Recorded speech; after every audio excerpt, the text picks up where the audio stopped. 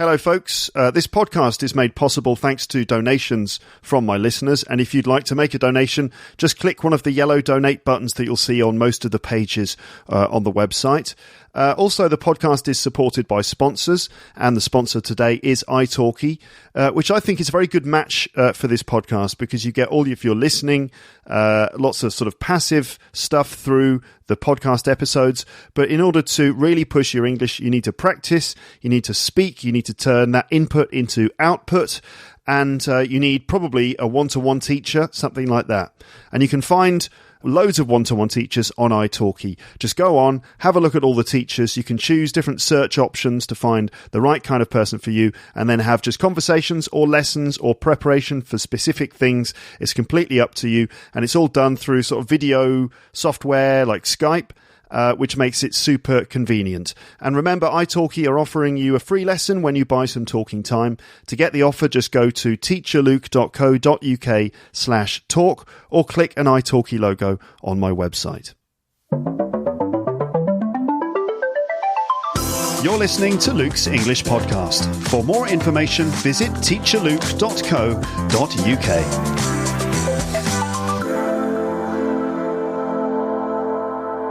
Hello, folks, and welcome back. I hope you're well. Here's another episode of this podcast for people learning English. This time, we're dissecting the frog again, as we are going to be looking at top jokes from this year's Fringe. Fringe. I mean Edinburgh Fringe, which means the Edinburgh Festival Fringe. So, top jokes from the Edinburgh Fringe of this year, 2019. So, I'm going to read all the jokes to you, and let's see if you can understand them or not. And then I'm going to dissect those jokes for vocabulary, which can help you learn English really effectively.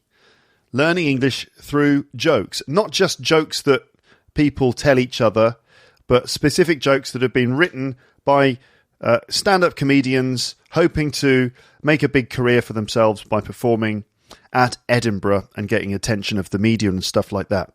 So 10 jokes written by comedians, performed on stage. Those are the things we're going to go through. So, explaining a joke is like dissecting a frog. You can learn something from it, but the frog dies in the process. This is fast becoming the most common quote that I ever use on this podcast. And if you're a fairly long-term or regular listener to the show, then you'll know that quote. In fact, I said it in the last episode. Explaining a joke is like dissecting a frog. You can learn something from it, but the frog dies in the process. So let's dissect the frog again. Hopefully not too many frogs will die, or not too many jokes will die in this episode as I pull them apart and explain them to you. But anyway, it's a good chance for you to learn English. So here's a challenge for you going through this episode. One, can you understand the jokes the first time you hear them? So the first time you hear the jokes, do you understand them? And two, can you repeat the jokes with the right timing, intonation and stress to make the joke more funny? Now, before we get onto the jokes, let me just say a few things about joke telling, the culture of joke telling in English. So socially, we do tell jokes. We use jokes to just sort of have fun with each other. Remember that when someone tells you a joke, there are certain normal responses that you should make, right? Certain normal things. So this is just social culture. It's quite tricky because you might not know when someone is joking or when they are not joking. But there's kind of like the joking attitude where someone is just being playful, and you don't know if they're being serious or not, or if they're just sort of joking in their attitude. And then there are actual jokes with specific structures. And after a while, when you hear more and more jokes, you start to notice certain typical structures, which is like, this is like this because of this, or why did the blah, blah, blah? And you have to say, I don't know. Why did the blah, blah, blah? And what is a blah, blah, blah anyway? You don't ask lots of questions, just like, I don't know. Why did the chicken cross the road? I don't know. To get to the other side, which is a joke I've never found funny, ever. But it's just an example. So often it's a question, and your response is to say, I don't know. And certain other things as well, as we're going to just see. But when someone tells you a joke, there are certain normal responses that you should make. So you shouldn't give no reaction, which is something that I've seen as I've told jokes to non-native speakers or learners of English before. Now, obviously, maybe it's just because my jokes were so terrible and the way that I delivered them was so bad, or maybe it was just because the person I was talking to or the people I was talking to didn't understand the conventions and couldn't notice that I was telling them a joke. But the typical reaction would be I'd tell a joke and the reaction would just be just a straight face, which generally means I didn't notice, I haven't realised that a joke has happened. That's normally kind of what that means. So you have to remember, when someone tells you a joke, hopefully you'll notice there are certain responses you should give. You should show that you see that a joke has happened. You have to acknowledge that a joke has occurred. Don't just give no reaction or respond to the question on face value. Like, why did the chicken cross the road? Well, I don't like that example. Why was 6 afraid of 7, which is a joke I'm going to use in this episode to demonstrate something. Why was 6 afraid of 7? And you say, I don't know. And the answer is because 7, 8, 9. So your response is to be like, ha, ha, ha, ha, ha, hopefully to laugh. Or you kind of go, ooh, meaning I've understood the joke, but I thought it was like not very good. Oh. So, ooh, or ooh, something like that. Really? Or you say, I don't get it, which is quite a good one because that means I know that you told me a joke, but I don't understand why the joke's funny. I don't get it. And also you could just say, I've heard it before, which is something that you do sometimes have to say. But don't react to it on face value. So why was 6 afraid of 7? What, numbers can be afraid of each other? Don't just, or don't try to answer the question. Why was 6 afraid of 7? I don't know, because 7 was like a bigger number. And that made it... Is that the reason? Don't try and answer the question. It's just, I don't know, is what you say. You also have to respond to certain jokes in certain ways. Obviously, there's knock knock. So if someone says knock knock to you, what do you say? Who's there, of course. Knock knock, who's there? Luke. Luke who? Look through the window and you'll find out. You're welcome, folks. Learning with laughter. That's what we do on Luke's English podcast. I don't know, you probably didn't laugh. That's a joke that my wife always laughs at. I don't know, I can't explain it. I've tried my comedy on her and normally she's like, what? Is that supposed to be funny? Like I'm literally trying to write some new material and I'm like, what do you think of this? And I do it and she's like, and then I'm like, okay, knock, knock, who's there? Luke who? Look through the window and you'll find out. And she's on the floor. I know. And I married her. I know. So there's knock, knock. There's also just ones with any kind of question, as I said before, like what do you call a blind dinosaur? What do you call a blind dinosaur? And you have to say, I don't know. And the answer is, do you think he saw us? I have to explain that now, don't I? Do you think Tyrannosaurus sounds like the name of a dinosaur, doesn't it? Like Tyrannosaurus, Stegosaurus, do you think he saw us? Do you think he saw us? Do you think he saw us? What's the name of a blind dinosaur? I don't know, Luke. Do you think he saw us? Okay. And then you go, oh, like that to show that you've at least noticed that a joke happened and that you just thought it was terrible. So remember, question, it's like, I don't know. The answer is then the punchline. Right, so moving on to the jokes from the Edinburgh Fringe 2019. Those little things I just did there are just some bits of culture and language relating to how we tell jokes to our friends and people in social situations. To be honest, in my experience, it's not that often that you just kind of, you're with friends and you'll just like tell them a joke. Normally, it's more just sort of on the spur of the moment. You just make up comments and jokes based on what's happening around you. Maybe sometimes you'll have like these little kind of joke telling sessions where people kind of go, oh, I've got another one for you. Or what about this one? And you're actually telling jokes that you've heard. It's usually done in that way where everyone's doing it rather than like, oh, hello, my name's Luke. Nice to meet you. So why did the chicken cross the road? Eh? It's not necessarily what you'd do straight away. It's just like tell pre-written jokes. Instead, it's more of an attitude, I think, being humorous. Anyway, on stage at some comedy club or some venue in Edinburgh, imagine throughout the month of August, there are comedians all over the city, all doing their comedy. They've been writing these jokes. Maybe since last year, they've written this whole new show, and it includes various new jokes, and they're trying them out every night, trying to create a buzz. People are coming to see them, like, journalists and stuff from different websites and newspapers and TV stations are coming in to see the comedians, and they're trying their best with their jokes. This is the Edinburgh Fringe 2019, and any year, in fact. So, jokes from the Edinburgh Fringe, that's what this episode is really all about. I've just been talking about jokes in general. So I did one of these episodes last year. It was episode 547, almost exactly a year ago. A whole year has gone by since I did that. So I did 64 episodes of the podcast, plus all the premium ones and everything else in a year. Not bad. Quite a productive year for the podcast, really. Anyway, don't get distracted, Luke. Okay, so as I was saying, right now, stand-up comedians, these guys who did their shows at Edinburgh, now that August is over, it's September, these comedians all over the UK are having a welcome break, and it's a chance for them to think about how their Edinburgh run was and what they can learn from it. The rest of us are reading articles in the press about the best jokes from this year's Edinburgh Fringe and which new comedians to look out for the next year or two. Okay? So what's the Edinburgh Fringe again? I hear you asking. Luke, what is the Edinburgh Fringe again? Well, I have talked about it a lot on the podcast. Never actually been there, never actually done the Fringe, but what is it? Here is a paragraph or two about the Fringe from Wikipedia.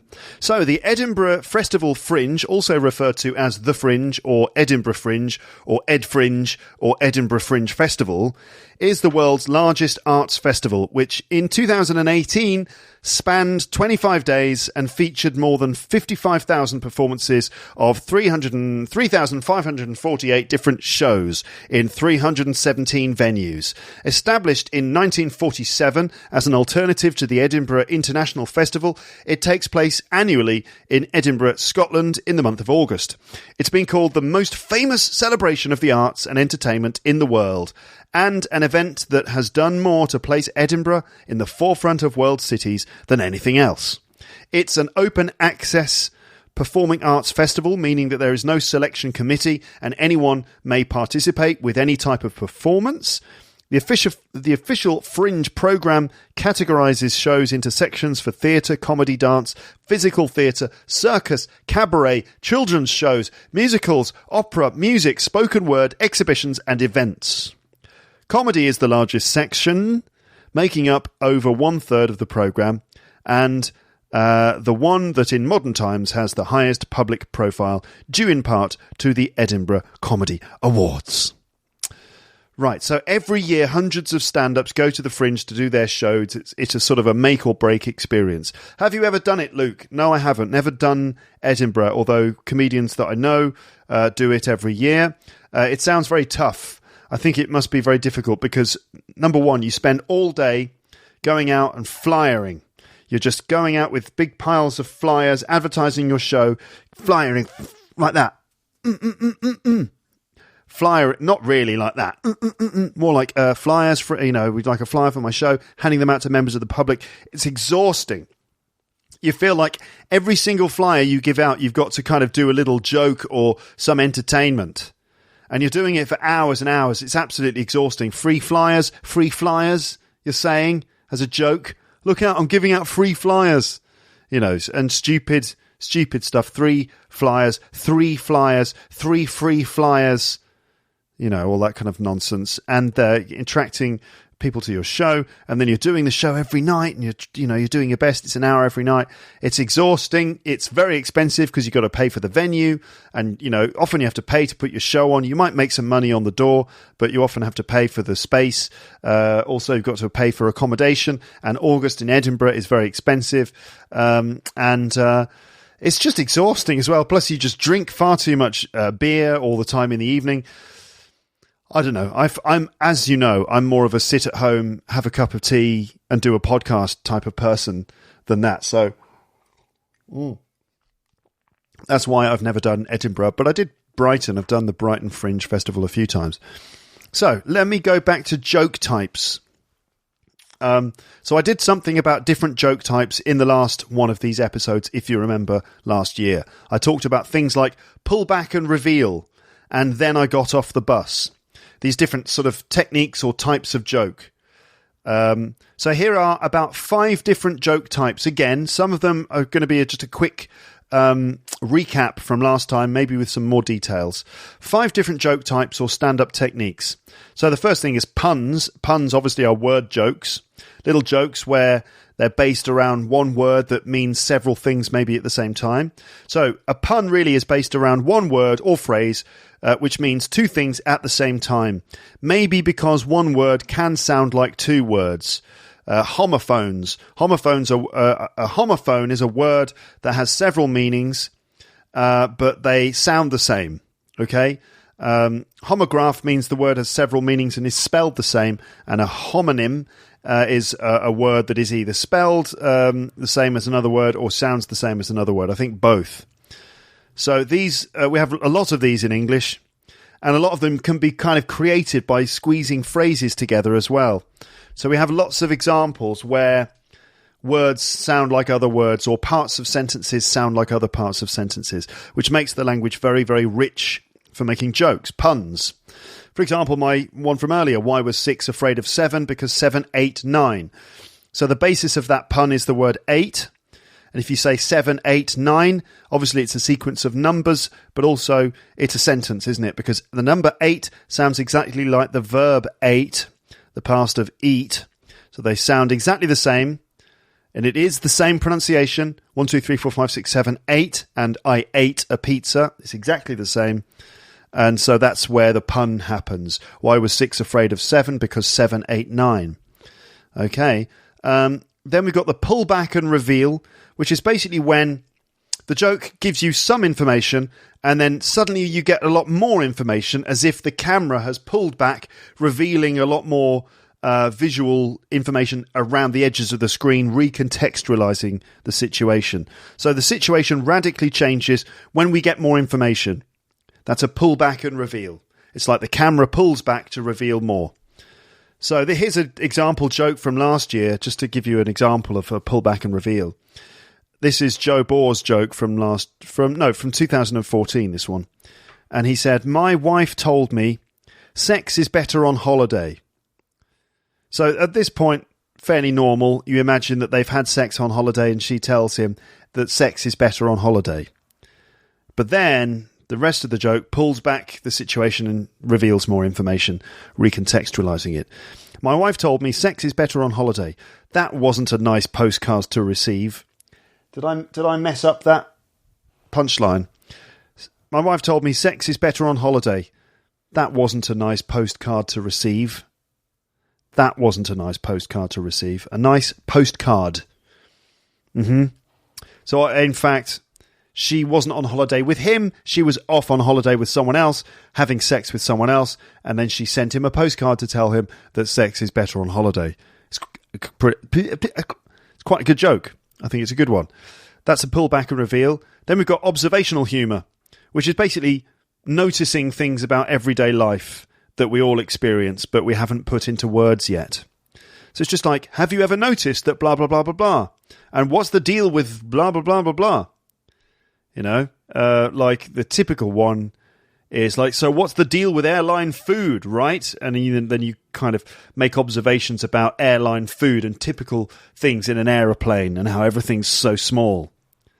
And, you know, then you make a career out of it, like Jerry Seinfeld or Michael McIntyre.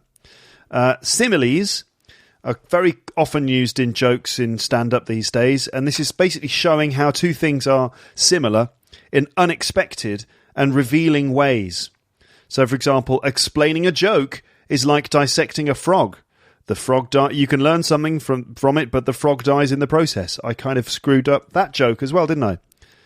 Anyway, it's like this is like this, because this, you know, these things are the same. So explaining a joke is like dissecting a frog, and it really tells you more about the first thing. Then we've got common phrases reinterpreted. And certainly this year, I've noticed a lot of this in the jokes. So this time it seems that most of the jokes are based on well-known common phrases and how they could mean something else if you change the context. It's a bit like a pun, but for a whole phrase. So common phrases that people often use and using those to create jokes. And from, I think it was a few years ago, Tim Vine did a joke, which is a good example of this. Common phrases reinterpreted. So his joke was based on the phrase, that's a sight for sore eyes. Sore, if your eyes are sore, it means they sting. And if you say something is a sight for sore eyes, it means you're really glad to see something. So if you see someone you love, you could be like, oh, you're a sight for sore eyes. Like, imagine you've just been off on some week-long horrible business trip, and it's been horrible. And then you see, your family. You might say, oh, you're a sight for sore eyes. Like, meaning something you're very glad to see. That's a sight for sore eyes, isn't it? A politician admitting that they've lied on TV. Oh, that's a sight for sore eyes, isn't it? Meaning that's something we've wanted to see for some time. And the joke is conjunctivitis.com. So conjunctivitis is an infection that you might have in your eyes. And if you have conjunctivitis, you're going to have red, sore eyes. So conjunctivitis.com. Now there's a site for sore eyes.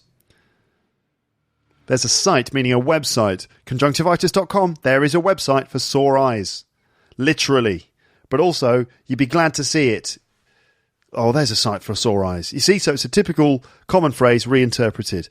Right then, so let's get into the article. This is from nme.com, and it's the 10 funniest jokes of the 2019 Edinburgh Fringe Festival. Okay. Just finishing my tea there. Right.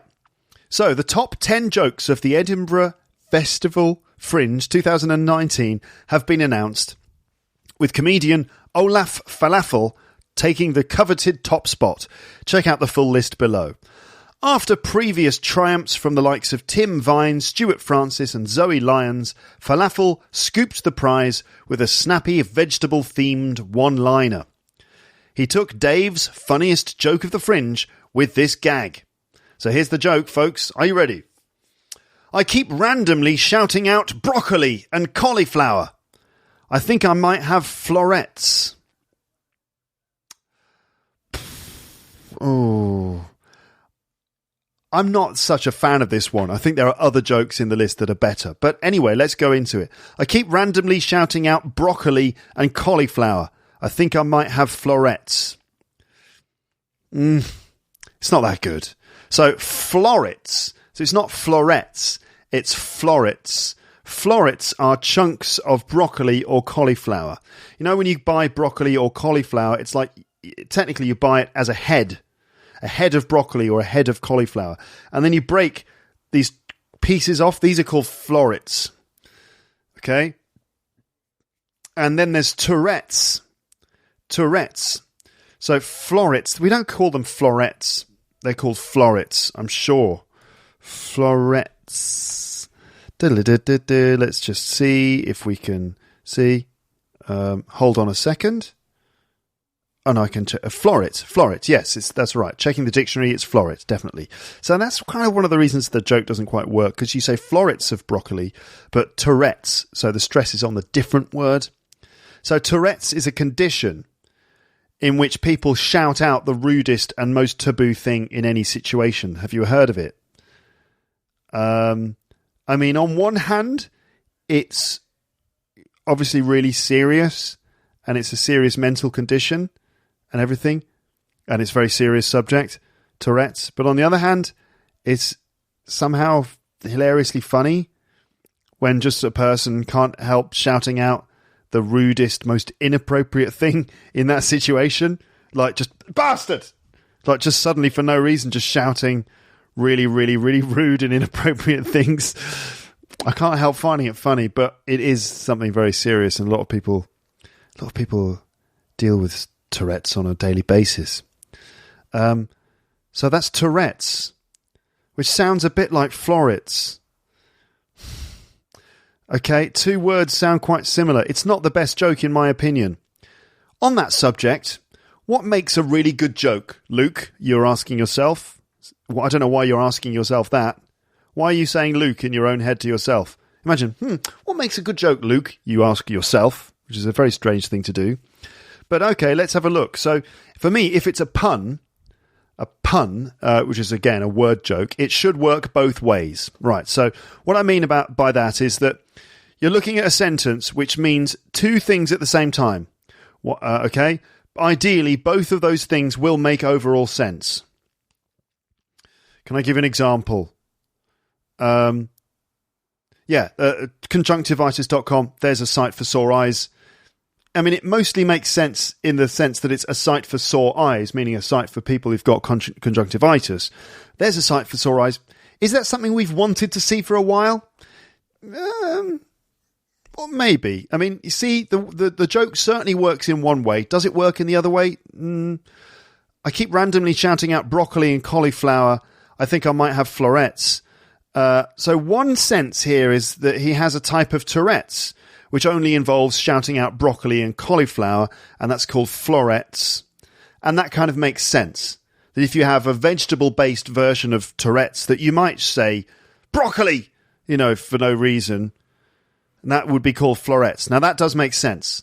The other meaning, though, doesn't really. Like, if he's just got some florets of broccoli and cauliflower carrying some florets... So why would he be randomly shouting out the words broccoli and cauliflower if he just had some florets in his hand?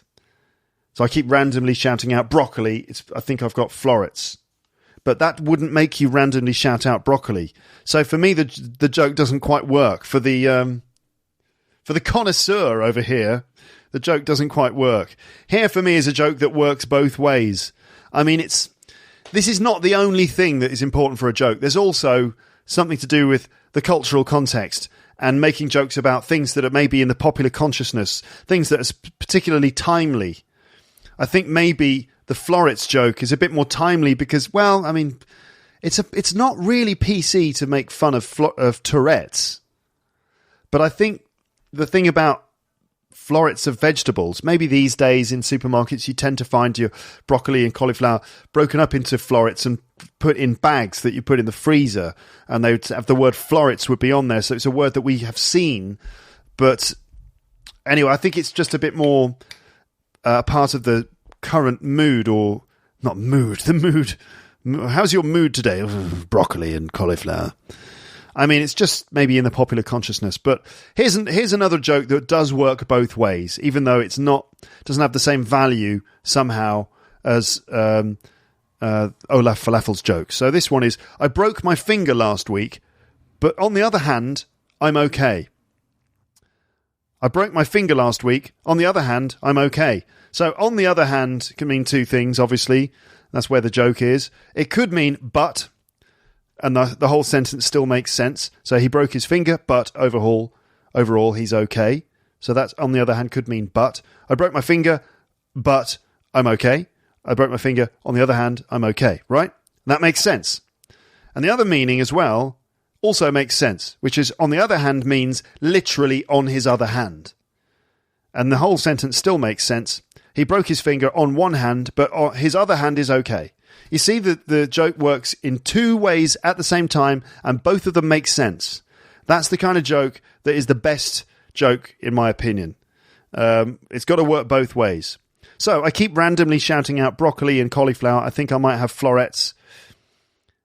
Some of the other jokes are better, I think. So this came from Olaf Falafel's show, which is called It's One Giant Leak for Mankind, which was performed at the Pear Tree. The comic, who won with 41% of the vote, claims to be Sweden's 8th funniest comedian. He also works as an acclaimed children's book author. So he won 41% of the vote, which is enough to get him the award. And this, for me, is a bit like a democratic election in which the one candidate that 59%, the majority of people voted against or didn't vote for, is the one who wins. You know? Like, he got 41%. So most people didn't vote for him, but he's the one who won. It's a bit like when you have a leader and, 41% of people vote for him. or even like 35%. And most people didn't vote for it, but he's our leader, the one that none of you wanted. So anyway, Falafel said, "This is a fantastic honour. But it's like I've always said. Jokes about white sugar are rare, but jokes about brown sugar, dem are rarer." Yes, that was another joke, folks. Did you notice? This doesn't make sense to me. The joke works, but I don't know why he said it. Anyway, jokes about white sugar are rare, okay? We understand this. But jokes about brown sugar, demerara. Demerara is another word for brown sugar, isn't it? Demerara sugar. You know demerara sugar? It's a light brown cane sugar coming chiefly from Guyana. So it's a kind of brown sugar, demerara. But demerara sounds a bit like them are rarer. It should be they are rarer. But often people say them when they should say they. So jokes about white sugar are rare, but jokes about brown sugar, dem are rarer. Okay. I don't know why he said that, though, when he accepted the award. This is a fantastic honour, thank you, but it's like I've always said, jokes about white sugar are rare, but jokes about brown sugar, dem are rarer. And everyone's like, that's a very funny pun, but what? How is that anything to do with winning this award? We don't know, but thanks for the joke. Right, now let's check out the rest of the top 10 as we go through 9 more popular jokes from Edinburgh Fringe this year. So, moving on to number 2. This is from Richard Scott. And he, I suppose, as part of a routine, said, "Someone stole my antidepressants. Whoever they are, I hope they're happy." Okay. So, this joke is based around the expression, "I hope you're happy," which is what you say about someone who's done something that makes you unhappy. Okay? So, let's say you wanted to go to the cinema to see a film, but your friend who you're going with made you late and made you too late, and then you couldn't see the film. And you say, "Well, we're too late for the film now. I hope you're happy with yourself. I hope you're happy," which is like a way of saying, I hope you're happy with what you've done, because I'm not. If someone stole your car, well, I hope they're happy. You can see, right, how I hope you're happy is used. Here's another example of I hope you're happy. I just did a little Google search for it to see if there are some examples, maybe in the news. Here's a story from the Bellefontaine Examiner. I'm not even sure where this is. Where is Bellefontaine? Bellefontaine. Where is it? Is it Canada? Ohio, United States. Okay. Councilman walks out of meeting and resigns. So another member of the De Graaf Village Council has resigned. So this is like some story of drama in some local village council office in Ohio. Councilman Chuck Birchman abruptly resigned and walked out of a regular council meeting Tuesday during a verbal back and forth and argument with the village's zoning officer Merle Osborne. "I'm done. I resign," Birchman said. "You people, I hope you're happy." And we don't need to go into this story of high drama in the local town council of Bellefontaine in Ohio, but that's just an example. I hope you're happy. I hope you're happy with what you've done. So in this case, it's somebody stole my antidepressants. Well, I hope they're happy. Okay. Well, antidepressants. Yeah, obviously you take antidepressants in order to try and prevent yourself from being depressed, to stop depression, to make yourself happy. So, someone stole my antidepressants. Literally, I hope they're happy. I hope they take the antidepressants and that they get happy. But also, I hope they're happy. Okay, you get the joke. Fine. Moving on to number 3. Milton Jones. And he said, "What's driving Brexit? From here, it looks like it's probably the Duke of Edinburgh." What's driving Brexit? It looks like the Duke of Edinburgh. Okay, topical humour. A little bit of Brexit humour in there, with a pot shot at the Duke of Edinburgh as well, Prince Philip himself. So what's this all about? Well, what's driving Brexit really is, this is where the joke is. It's the word driving. So we know driving, like driving in a car. Who's driving the taxi? Who's driving the bus? Who's driving the bus? What's driving Brexit, though? Meaning, what's pushing Brexit forward? What is it that's making Brexit happen? What's the driving force behind Brexit? What is driving Brexit? Okay, so you might say, it's a desire for change. It's an anti-establishment feeling. It's just sort of racism and anti-immigration. It's like a cabal of right-wing MPs who want to get away from the European Union in order to, establish free banking practices or whatever. I don't know. It's a chance for the MPs to grab power from the EU. What's driving Brexit? From here, it looks like it's probably the Duke of Edinburgh. So the joke here is that fairly recently, the Duke of Edinburgh had a car crash, and it turns out he's a terrible driver. He also quit driving after the crash. So the Duke of Edinburgh is a terrible driver, and he had a car crash. So Brexit is a disaster. The Brexit is a car crash. So what's driving Brexit? Looks like the Duke of Edinburgh. Okay, lol. Not bad. So here's a story from the Daily Mirror about the Duke of Edinburgh. So he had a car crash in Norfolk. When was it? January, February, nearly a year ago. Well, ish. So, Prince Philip crash from the Daily Mirror. Duke of Edinburgh will not be charged over Norfolk road smash. The Crown Prosecution Service confirmed this morning that no charges will be brought against the 97-year-old. The Mirror is kind of a left-wing tabloid, so I think that they've got a kind of a slightly critical view of the royals. Certainly you get that sense. You get that sense with this story that they're like shocked that the prince is not going to be prosecuted for this car accident that he was clearly completely responsible for. Prince Philip will not be charged following his car crash in Norfolk last month, which left 2 women injured. It was confirmed this morning. A statement from the Crown Prosecution Service said the 97-year-old will face no further action after the collision with another car near Sandringham.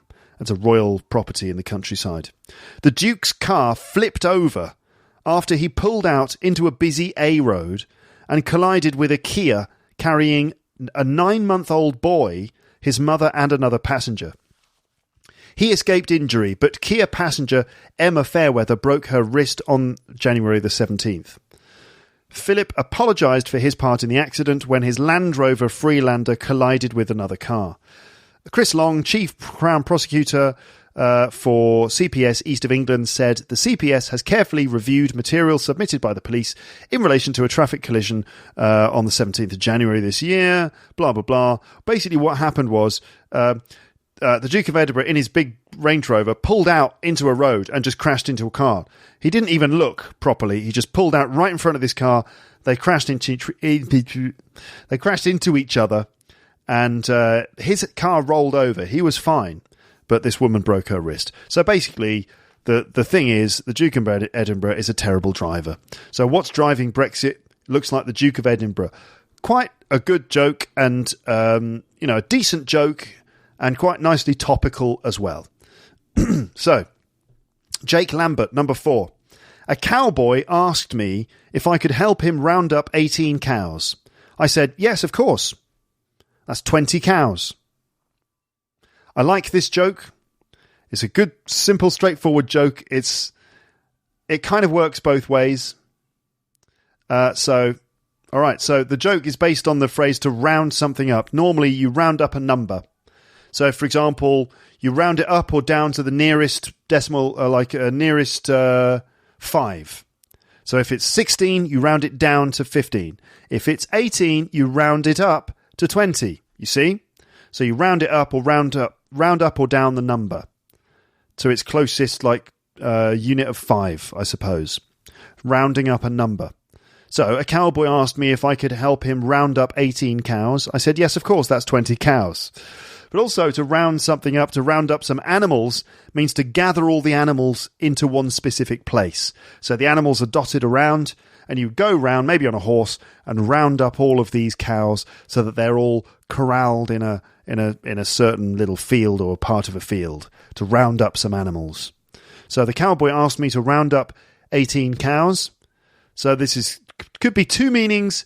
Round up the cows meaning get them together, and round up the cows meaning get the number to a round number. So he asked me if I could help him round up 18 cows. I said, yes, of course. That's 20 cows. Quite a good joke. I like it. Number 5 is from Ross Smith, and he says, a thesaurus is great. There's no other word for it. There's no other word for it. So this is based on the phrase, a common typical phrase, there's no other word for it, which is when you've just described something with a word, and it's basically a way of emphasizing that you really mean that. So there's no other word for it. That was absolutely mesmerizing. There's no other word for it. Another example, this is from News Hub on the 29th of August this year. Fine dining is fancy. There's no other word for it. Okay? All right, so fine dining, like dining in gastronomic restaurants where you have like tiny portions of food and like lots of droplets of sort of, I don't know, sauce, and the food is in weird shapes, and there's always that strange foam stuff which looks vaguely disgusting. Tiny little portions. Big prices, small portions. Fine dining is fancy. Fancy meaning sort of quite posh. There's no other word for it. Okay, so there you go. So a thesaurus. So the joke, though, a thesaurus is a book filled with other words for things. So if you look up the word big, you'll get large, you'll get huge, massive, grand, in a thesaurus. It's a bit like a dictionary. So a thesaurus is great. There's no other word for it. But there is another word for it. Just look up the word great in the thesaurus and you'll see that there are various words for it. A thesaurus is great. There's no other word for it. Okay, not bad. We're fully dissecting these frogs here. These poor frogs are like... The floor of my room is just full of dead frog matter everywhere. The amount of time I have to spend cleaning up dead frog carcasses in this room after I do these podcasts. Number 6, sleep is my favourite thing in the world. It's the reason I get up in the morning, said Ross Smith. Again, sleep is my favourite thing in the world. It's the reason I get up in the morning. I quite like this one. So the phrase here is, it's the reason I get up in the morning. This is a very common phrase, which is basically like saying, it's my reason for living. It's the reason I live. It's what I live for. It's a way of saying that. Oxygen.com, I think it is, a news outlet, this sentence, she added that her dog is the reason I get up in the morning. So meaning, she lives for her dog. Like podcasting is the reason I get up in the morning, for example. Okay? In this case, it's sleep. Sleep is my favourite thing in the world. It's the reason I get up in the morning. I quite like that. Obviously, you can see that it's not logical, because if he loves sleep, why is he getting up? I quite like it. Number 7 is Adele Cliff. I accidentally booked myself onto an escapology course. I'm really struggling to get out of it. Okay. An escapology course. Escapology is the science, maybe, of escaping from things. If you're an escape artist like Houdini, you would be an expert in escaping from chains or escaping from a straitjacket or something like that. Like you might be put in a straitjacket, and then surrounded by chains and then dumped in a box and thrown in the water, and you escape from it and you come out. That's escapology. So I've accidentally booked myself onto an escapology course, and I'm really struggling to get out of it. So the joke is based on the double meaning of to get out of it. To get out of something is to find a way to not do something. So, for example, at work, it's been arranged that you have to do a presentation in front of all of the board of directors, and you're like, oh God, I really don't want to do this presentation. I'm too stressed out. And he's like, oh, I'm going to need to find a way to get out of it. and you say to your boss one day, oh, about next week, Wednesday morning, I'm supposed to be doing that presentation. The thing is, my daughter has got to go to the doctors. We've got a special doctor's appointment, so I'm not going to be able to do it. Any chance that Tony could do it instead? He says he doesn't mind. So I'm trying to get out of it. I'm struggling to get out of it. In this case, it's an escapology course, which she accidentally booked herself onto. Like, oh no, I booked myself onto the escapology course by mistake. I really don't want to do that. And then you need to find a way of getting out of it. Like, oh, I'm afraid I can't do Thursday evenings anymore because I'm washing my hair and, I'm struggling to get out of it. But also, when you're an escape artist, you struggle to get out of chains or a box or a straitjacket, don't you? You see what she did? Very clever, he said semi-sarcastically. It's not bad, not a bad joke. A bit clunky. I accidentally booked myself onto an escapology course. I'm really struggling to get out of it. Okay, number 8 then. Here we have the last 3 jokes. So, number 8, this is Richard Pulsford. After learning 6 hours of basic semaphore, I was flagging. I like it. It's a nice joke. Semaphore is a kind of visual language involving holding flags. So you've got a flag in one hand and a little flag in the other hand, 2 flags. And you can hold the flags at different positions, holding your arms in different directions. This is called semaphore, and it's a form of language, I suppose, for people on boats. So this is semaphore. So after learning 6 hours of basic semaphore, I was flagging. So flagging, this is the basis of the joke. Flagging can mean getting tired. Oh God, I've been podcasting for 45 minutes now. I'm flagging, meaning starting to get tired. But also flagging could mean using flags, doing things with flags. Semaphore involves doing things with flags. It's flagging, isn't it? What are you doing? Just a bit of flagging. You see, after learning 6 hours of basic semaphore, I was flagging. It's good. It works both ways. I was flagging, meaning I was tired, and I was flagging, I was waving flags around. Well done, Richard Pulsford. Number 9, to be or not to be a horse rider. That is equestrian. Mark Simmons wrote that joke. To be or not to be a horse rider. Now, it already sounds a bit like Hamlet, doesn't it? Shakespeare. To be or not to be, that is the question, which is Hamlet kind of, thinking about life and questioning his mortality and stuff. But to be or not to be a horse rider, that is equestrian. So equestrian is a word that means relating to horses. Yeah, relating to horse riding. Okay, so an equestrian event would be in a horse riding event at the Olympics or something like that. The equestrian area or equestrian events, horse riding. So equestrian relates to horse riding. So to be or not to be a horse rider, that is equestrian. To be or not to be, that is the question. That is equestrian. That is the question. That's it. That's the joke. So to be or not to be a horse rider, that is equestrian, which is absolutely equestrian. It is whether or you're riding horses or not. But also to be or not to be, that is the question. Quite good. Right? So you've got that is the question and also that is equestrian. They sound very similar, don't they? Kind of do. All right. Number 10. This is the last one in the list. So I've got an Eton-themed advent calendar where all the doors are opened for me by my dad's contacts. So a bit of culture here. You've got to know what Eton is. You may have heard me talk about that on the podcast before. Eton is a public school. Public is misleading as a word because it doesn't mean open to everyone. It doesn't mean free. It's not paid for by the state. Public schools are very exclusive private schools where only the top elite people go to. The richest people in the top jobs send their children to these private boarding schools like Eton or Harrow. And Eton is a school that if you go to Eton, there's a good chance that your dad or mum works in a very high position in some influential situation. And because of, what's the word for it? Oh, damn, what's that word for when someone older than you in your family opens doors for you?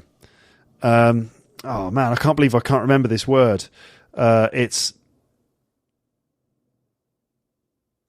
Can't remember it. Terrible. Wait a minute.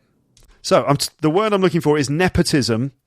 So the practice of using your influence to help younger relatives. That's nepotism. So what was I saying? So if you go to Eton, it probably means you've got lots of connections, and those connections open lots of doors for you because of nepotism. So in this case, the person's got an Eton-themed advent calendar. An advent calendar is a calendar that you use during the period of Advent, which is just before Christmas. It's like the days leading up to Christmas. Quithmas. Not Christmas. Or Quithmas. Christmas. It's the days leading up to Christmas. 1st of December to the 25th of December. That's Advent. And if you have an Advent calendar, you open a door on every day and there's like a little chocolate or something inside. So, but I've got an Eton-themed Advent calendar. The theme of the calendar is Eton, the school, where all the doors are opened for me by my dad's contacts. Okay, it's kind of a stretch, but it's not bad. I mean, why would you have an Eton-themed Advent calendar anyway? It's a very strange thing. But I like the idea that all the doors are opened by his dad's contacts. So, that's the fact is that going to Eton means that doors are opened for you. So, there you go. Okay. So that was the list of the 10 top jokes from Edinburgh this year. And, obviously doing what we've just done and sort of dissecting the jokes and all that stuff, it's not necessarily fair to these jokes. They probably happened in the context of a larger show where the comedian telling the jokes is telling them as part of a story or some other kind of routine. You've got the attitude of the people telling the jokes, the situation that you know about their lives. All of that stuff can really culminate in a good joke being very funny there in the room on the night. So taking them out of context like that is not really fair to the jokes, but it's a very good chance for us to learn some English, I think. So what about you? Did you get all the jokes? Did you get them the first time? Or did you only get them after I explained them? And did you pick up some new language? On the subject of new language, here's a little vocab review of how many items? I think it's about 10 items maybe that came up during the episode. 11 items. So we've got florets, those broken off pieces of broccoli or cauliflower, though they're called florets. And then what's that condition that some people have that causes them to shout out very rude things like wanker or things like that when they're in public? It's called Tourette's. What happens when someone has done something sort of bad to you and you're sarcastic and you say, well, I hope, what is it? Well, someone stole my bus pass. Well, I hope they're happy. All right. I hope you're happy with what you did to my car. It's going to take ages to clean that. I hope you're happy with yourself. Number 4 is the verb, which can have two meanings, but the meaning I'm looking for is the one that's sort of pushing something forwards. Like, what is it that's making Brexit happen? What is the force behind Brexit? What is driving Brexit? Exactly. And we use the word drive for other things, like it's driving this company. The ethos of this company is what drives us forward. Okay. Number 5, two meanings. One meaning is to take a number and make round it. Ooh, I nearly said the expression. Change the number to its closest higher number. So from 18 to 20. That's to round something up, and to collect lots of animals like sheep or cows into a smaller area is to round up the animals as well, to round something up. When you're describing something like, that tea is just fantastic. There's no other word for it. Remember that? There's no other word for it. Luke's English podcast is simply sensational. There's no other word for it. If you wanted to give me a review on iTunes or wherever it is else that you're listening to this, if you're listening in an app on your phone or some other service, and if you wanted to leave me a review, that would be really, really appreciated. I really mean that. It's great to get reviews, and it really helps podcasts when they get reviews in iTunes, because it boosts, there's something about the algorithm, it boosts those podcasts into the recommended category. So if you could give me like a 5-star rating and a nice review in iTunes, and you could say, Luke's English podcast is simply sensational. There's no other word for it. that would be fantastic. If you like it. You don't have to, but I'm just saying if you want to help the podcast, you can. So, number 7, it's the reason I get up in the morning.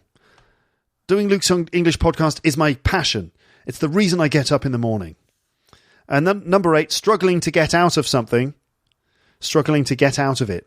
I don't know, what example could that be? Like, I agreed to be interviewed by Luke on his podcast and I'm struggling to get out of it. Like, why don't you want to go on? Because I don't want him to ask me lots of complicated questions about Brexit. But wait, who are you? I'm Boris Johnson, the Prime Minister. So I've invited him on the podcast, but he's struggling to get out of it because I would ask him lots of difficult questions about Brexit. Like, what is driving Brexit, Boris? Number 9, flagging. After 54 minutes of this podcast, I'm flagging. I'm not really. Equestrian. So equestrian sport is a sport on horseback. And to open doors for someone. Like, thanks a lot for your reference. It really opened some doors for me. Like, you know, that work experience that I had in the company, it was really great. It really opened a few doors for me. Getting that exposure in the article was great because it really opened doors for me. Doing this podcast has been really helpful because it's really opened doors for me. It's given me lots of opportunities. Okay, folks out there in podcast land, thank you so much for listening to this podcast. I hope that's been useful for you. If you like the podcast, yes, you could leave a review on iTunes or wherever else you get your podcasts. Don't forget, you can, always leave comments on the website, and it's always nice to see those discussions between my listeners. What else? Download the Luke's English Podcast app, and you can get it from the App Store on your phone for Android and iOS devices. Just search for Luke's English Podcast app, and you can get the entire episode archive. It's completely free, and there are lots of bonus things in there too. Bonus episodes, videos, and all sorts of other stuff. And if you'd like to learn more from me in a proper way, in the sort of in-depth manner, then you can sign up for my premium series, and it's a great way to support the podcast. For the price of just like a coffee every month, you can support my podcast and my work, and also get access to a growing library of premium episodes that you can get in the app or online. Go to teacherluke.co.uk/premium. And if you want to get some one-to-one lessons to practice your speaking, to get corrections, to work on your English, you might want to check out italki. Go to teacherluke.co.uk/talk to find out more. Okay. Great episode, Luke. That was sensational. There's no other word for it. Thank you so much for listening. It's been an absolute pleasure. I will speak to you again on the podcast soon in some way. But for now, it's time to say goodbye. Bye.